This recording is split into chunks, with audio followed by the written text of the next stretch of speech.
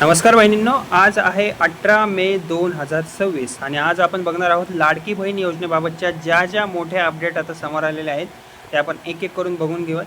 Okay, आता मार्च आणि April महिन्यांच्या हप्त्यांबाबत राज्यभरातील महिलांमध्ये सध्या मोठी चर्चा सुरू असून आता सरकारकडून नवीन पडताळणी आणि लाभार्थी तपासणीचे काम सध्या अजून वेगाने सुरू असल्याची माहिती समोर आलेली आहे. म्हणजेच की आता या योजनेमध्ये अजून ज्या महिलांना गरज आहे, ओके, त्या महिलांना ॲड करण्याचे काम आता सध्या सरकार करत आहे.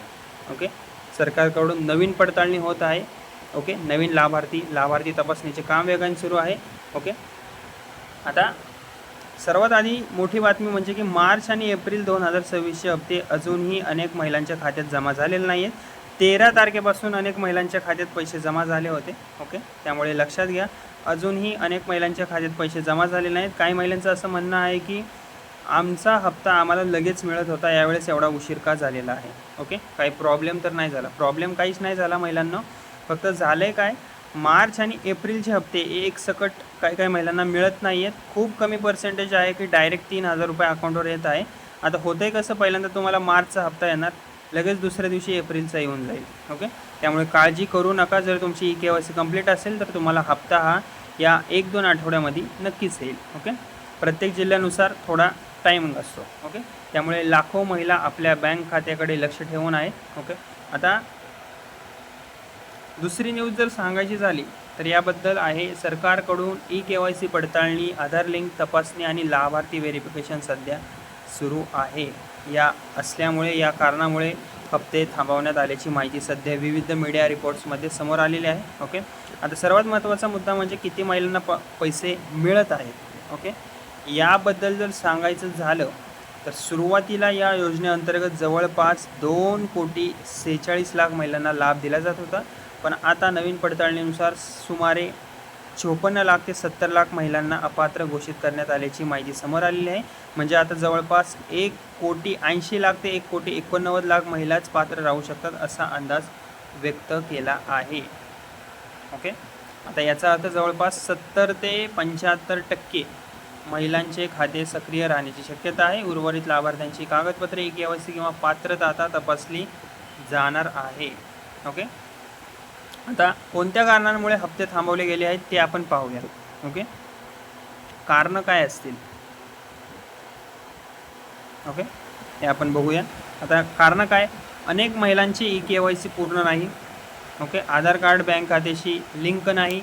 काही ठिकाणी डुप्लिकेट खाते आढळले आहेत. ओके, उत्पन्न निकषात बदल झाले आहेत. जास्त उत्पन्न आहे, कमी दाखवले, किंवा उत्पन्नाचा दाखलाच त्यांनी सबमिट केला नाही, अशा खूप गोष्टी आहेत. काही अपात्र अर्जसुद्धा सापडले आहेत. सरकारी कर्मचारी महिला लाभ घेत असल्याची प्रकरणे समोर आलेली आहेत. त्यामुळे सरकारने मोठी व्हेरिफिकेशन मोहीम सध्या सुरू केलेली आहे. आता जिल्हानिहाय आपण अपडेट बघूया, कोणत्या कोणत्या भागात पैसे आले ते आपण बघूया. ओके, आता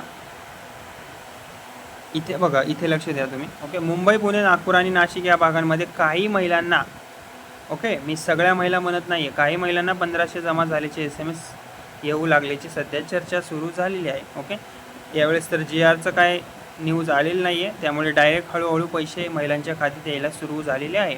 तर मराठवाडा, बीड, परभणी, धाराशिव आणि लातूर जिल्ह्यामध्ये अजूनही अनेक महिलांचे मार्च आणि एप्रिलचे हप्ते प्रलंबित असल्याची माहिती समोर आलेली आहे. ओके, आता त्यामुळे त्यांनी टेन्शन घेऊ नका. ज्या महिलांना पैसे आले नसतील त्या महिलांनी या व्हिडिओच्या खाली माझ्या चॅनलला सबस्क्राईब करा. बडी नावाचं माझं चॅनल आहे. आणि या व्हिडिओच्या खाली कमेंट बॉक्समध्ये तुम्ही कमेंट करा की तुमचे पैसे 2 हप्त्याचे नसतील आले तर 2 हप्त्याचे नाही आले म्हणून असं लिहा, आणि पुढं तुमच्या जिल्ह्याचं नाव सांगा.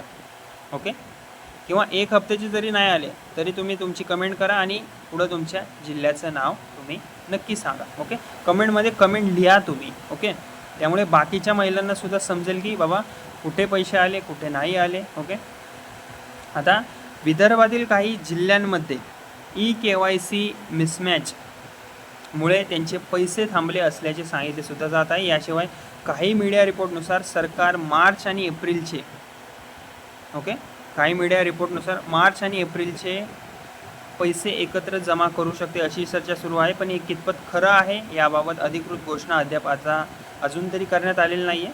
पण आय होप की ज्या महिलांना खरंच गरज आहे या योजनेची, माझ्या तत्परतेने मी बोलते की त्या महिलांना एकदमच या 2 महिन्याचे पैसे यावे. ओके. आता महत्त्वाची गोष्ट म्हणजे 14 मेपासून काही महिलांना बँक SMS येऊ लागल्याचे अपडेट समोर आलेले आहे. त्यामुळे पुढील काही दिवसात मोठ्या प्रमाणात DBT ट्रान्सफर सुरू होण्याची शक्यता व्यक्त केली जात आहे. ओके. DBT ट्रान्सफर हे होऊ शकतं. ओके. त्यामुळे सर्व महिलांनी आधार लिंक तुमचे तपासून घ्या. KYC पूर्ण आहे का ते तुम्ही एकदा चेक करा. ओके. कारण सरकारकडून पैसे थेट खात्यात जमा केले जाणार आहेत. आता पुढे होणार काय? ओके. आता न्यूज सोर्सेसनुसार एवढं सांगेल की मे महिन्याच्या शेवटपर्यंत किंवा जूनच्या सुरुवातीला, ओके, जूनच्या सुरुवातीला हे सगळं तुम्ही रीडसुद्धा करू शकता. ओके. मे महिन्याच्या शेवटपर्यंत किंवा जूनच्या सुरुवातीला थकीत मार्च आणि एप्रिल हप्ते जमा होण्याची शक्यता व्यक्त केली जात आहे. सरकार अंतिम पात्र यादी सरकारने जेव्हा जाहीर करणार त्यावेळेस जाहीर केल्यानंतर मोठ्या प्रमाणात पैसे ट्रान्सफर होऊ शकतात. तुमच्या खात्यात मार्च किंवा एप्रिलचा हप्ता आला आहे का ते तुम्ही मला कमेंटमध्ये नक्की सांगा आणि तुम्ही जिल्हा सांगा नक्की. ओके.